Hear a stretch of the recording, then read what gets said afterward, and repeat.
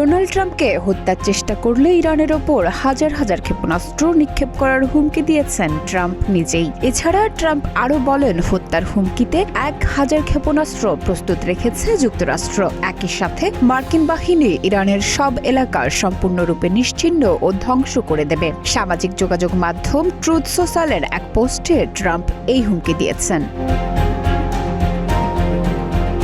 সংশ্লিষ্ট একটি সূত্র জানায়, চলতি সপ্তাহে সতর্কবার্তা দেওয়া হয়েছে। অন্য আরেকটি সূত্র জানিয়েছে, ট্রাম্পকে হত্যার সম্ভাব্য পরিকল্পনা নিয়ে যুক্তরাষ্ট্র কয়েক সপ্তাহ ধরেই ধারাবাহিক গোয়েন্দা তথ্য পাচ্ছিল। তবে ইসরায়েলের কাছ থেকে পাওয়া এই সতর্কবার্তা একেবারেই নতুন এবং এটি একটি নির্দিষ্ট ষড়যন্ত্রের সঙ্গে সম্পর্কিত।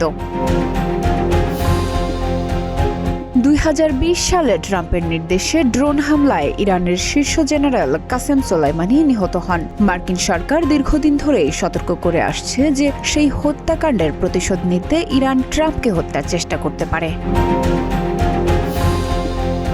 এছাড়া সাম্প্রতিক ইরান যুদ্ধে ইসরায়েল মার্কিন হামলায় দেশটির সর্বোচ্চ নেতা আয়াতুল্লাহ আলী খামেনি নিহত হন। শোক মিছিলে ট্রাম্পকে হত্যার আহ্বান জানিয়ে স্লোগান দিতে ও দীর্ঘ ব্যানার প্রদর্শন করতে দেখা যায়। এ ঘটনায় ইরান ট্রাম্পকে হত্যার চেষ্টা চালাতে পারে। অনেকের মধ্যে এমন আশঙ্কা জোরালো হয়েছে।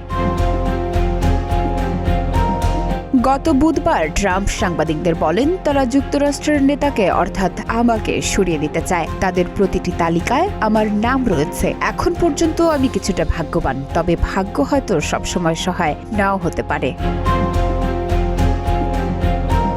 ডেস্ক রিপোর্ট, প্রতিদিনের বাংলাদেশ।